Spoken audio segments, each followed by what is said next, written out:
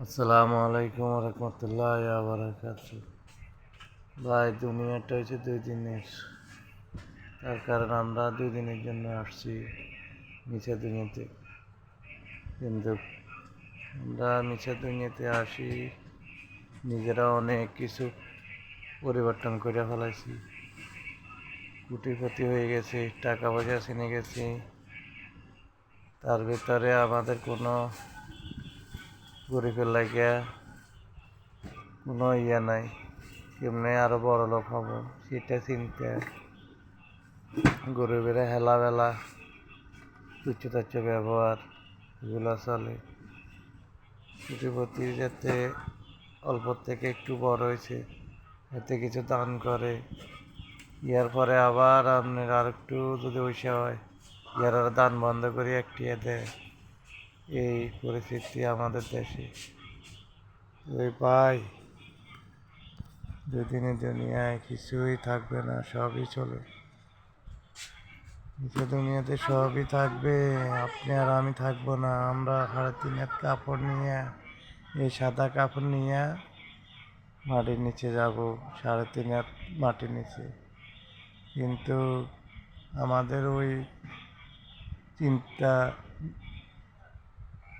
কিছুই নেই, চিন্তা করার মতো কোনো কিছুই নেই।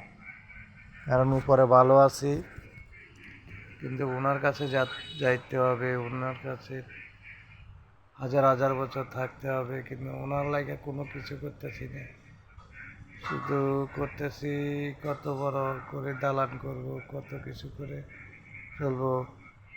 কিন্তু যদি কাপড়ের ইয়েটা পকেট থাকতো তো মানুষ টাকা পয়সা লেগে যেত। এখন মানুষের ভিতরে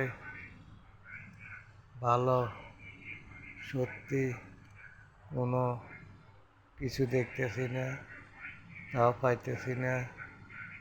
তাদের কাছে সব এসে আমার আমার করে জীবনটা দিয়ে ফেলাইতেছে। আরে ভাই, 2 দিনের দুনিয়ায় আমল করে নেবেন। আমল আমল আমল থাকতে হবে আপনার কলবে। আপনার আমল থাকলে ওই আমলের ইয়েতে আপনি বেহেশতে দেখবেন, নাহলে জাহান্নামে পড়ে থাকতে হবে হাজার হাজার বছর, কিয়ামতের আগ পর্যন্ত। তো ভাই, কথাগুলো বলছি, রোজা রয়েছি তার কারণে আপনাদের মাঝে এসে 2-4টি কথা বলছি। ধনী যারা তারা একটু নিটল হয়ে যান, আল্লাহকে ভয় করেন, গরিবের শ্রদ্ধা করেন, ইজ্জত দেন। কারণ আপনি এই বড়লোকটা হয়েছেন গরিব থেকে বড়লোক হয়েছেন, এই আল্লাহ তাআলা আপনারা বড়লোকের থেকে আবার গরিব বানানোর কোনো রকমের সমস্যা হবে না। একদিনও লাগবে না, আধা ঘন্টাও লাগবে না আপনাকে গরিব বানানো। তো কী বলবো আপনাদেরকে, আল্লাহর কাছে তওবা করেন, আল্লাহর কাছে চান, আল্লাহ সব ফয়সালা করে দেবে। আমি আজ 3-4 বছরে পড়ছি ভাই। আমি অসহায় মানুষ, আমার বাবা নাই, আমার মা আছে, মা চোখে ছানি পড়ে গেছে। আমার চিন্তা আমার 3টা ছেলে মেয়ে। আমি আল্লাহ পাকের কাছে চাইতেছি, আল্লাহ পাক কার রসুল্লাহ কোন পর্যায়ে নিয়ে আমাকে দাঁড় করাইছে। এখন আল্লাহ পাক আমার চালাইতেছে, আমি চলতেছি, কেন ওনার কাছে চাইতেছি। কিন্তু আমার বলটা লাগানো হয় নাই। এখানে পরির বল বসানো লাগবে, 3 লাখ টাকা লাগে। আমি জর্জরিত হয়ে গেছি, আমার কাছে আর টাকা পয়সাও নেই। আমি ভিক্ষা মতন হয়ে গেছি, মানুষের কাছে হাত পাততে হয়, হাত পাতে খাইতে হয়। কারণ আপনাকে ঘরে আল্লাহ তাআলা বলছে, তুমি বুঝো, দেখো, চাও, বলো, আমাকে ডাকো, আমি হাত দিয়ে দেব। কিন্তু আমরা নিজেদের জন্য সবই পূরণ করতেছি, কিন্তু ওই জায়গার যাবো, ওই জায়গার লাগে কোনো চিন্তা কিছু করতেছি না। তো ভাই কথাগুলো বলার কারণ হচ্ছে আমি 3 লাখ টাকা লাগে আমার এই কুড়ির বল বসাইতে, আমার কাছে একটা টাকাও নাই।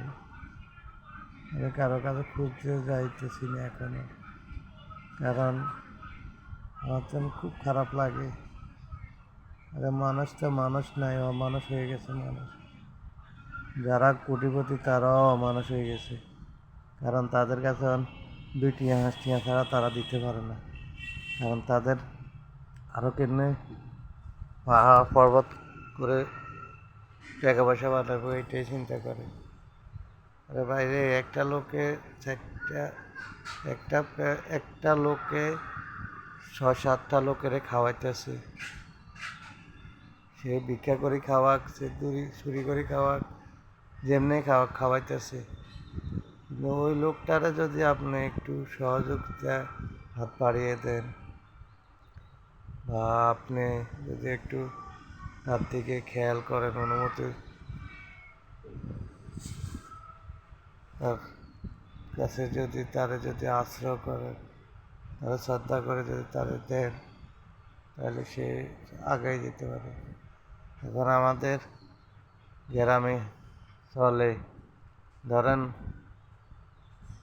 আল্লাহ তালা বলছে এ হাতে টাকা দিবা ওই হাতে জানবে না, ওই হাতে দিবা এই হাতে জানবে না। কিন্তু আমাদের দেশে এখন প্রচলিত হয়ে গেছে, আপনারা 10 টিয়া দিতে গেলে 10জনকে বলে আনি দেখাইতে হইব, দিতে হইলে তার ভিতরে আপনি অসুস্থ, আপনারা 5 টিয়া দিব, 10 টিয়া দিব, আপনি যেন একটা বসে যেন একটা কিছু করে খাইবেন, ওই রকমের কোনো চিন্তা ভাবনা নাই। আরে বেটারা তোরা বড় লোক হয়েছ, স্যাঙ্গের বড় লোক, এরা একটা হোঁড়ার দামও তো নাই স্যাং।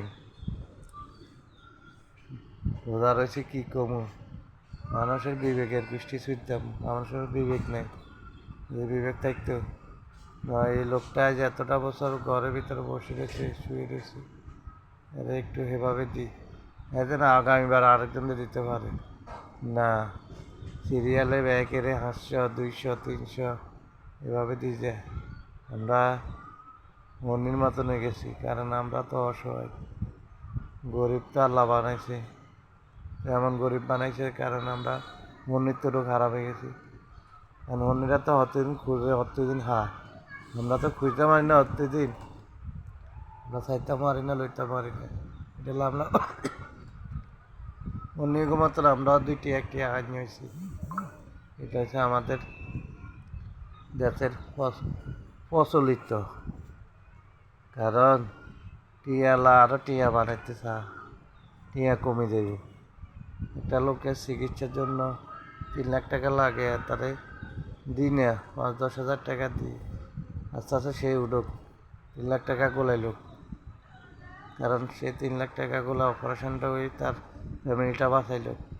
এক ফ্যামিলিতে 9জন খাওয়াই নিয়ে, একজন রুজি করে নিয়ে, যদি রুজি করে নিয়ে লোকরা যদি উঠে যায়, তাহলে আর কে খাওয়াইব, কে করব? তো আমরা ভিক্ষুকের মতন হয়ে গেছি মানুষের কাছে। কিছু অনুরোধ আছে, অনুরোধ আছে, অনেক টিটকারিমূলক কথা বলে, তো দয়া করে বলে দিতেছি, আরে আমার জায়গা তুই পড়লে তুইও বুঝবি, তুইও ভিক্ষা করলে পাইবি না রে ভাই। আমার জায়গা তুই হইল, তুইও ভিক্ষা করিও পাইতি না, কারণ ভিক্ষা করতে হইল চালাকি জানা লাগে, কথা বলা লাগে। আমি কি কষ্ট পাইতেছি আমি করতেছি, আমি ভিক্ষা করতে পারি, চাইতে পারি, কিন্তু আমি যদি সামু যেন আমি হাঁটতে তো পারি না ঠিক মতো। আমি 1 ঘন্টা ঠিক মতো হাঁটলে 2-2.5 ঘন্টা আমার পায়ের ব্যথার লাগে আমি বসে থাকতে হয়। ঠিক মতন ওষুধ আমি করলে না, ফল ফ্রুট খাইলে না আপনার শরীরটা ভালো থাকে। সংসারের জন্য সবই বৃথা, সবই গেছে ইয়াতে, সংসার চালাবো না, নিজের ওষুধ দাবাই করবো, এভাবে আমার জীবন গেছে ভাই। তো ভাই কিছু সঞ্চয় করে রাখেন, বিপদে কাজে লাগবে, কারণ সব খেয়ে ফেলেলে আমার মতন কষ্ট করতে হবে আজীবন। রাখি ভাই, আসসালামু আলাইকুম ওয়া রাহমাতুল্লাহি ওয়া বারাকাতুহু।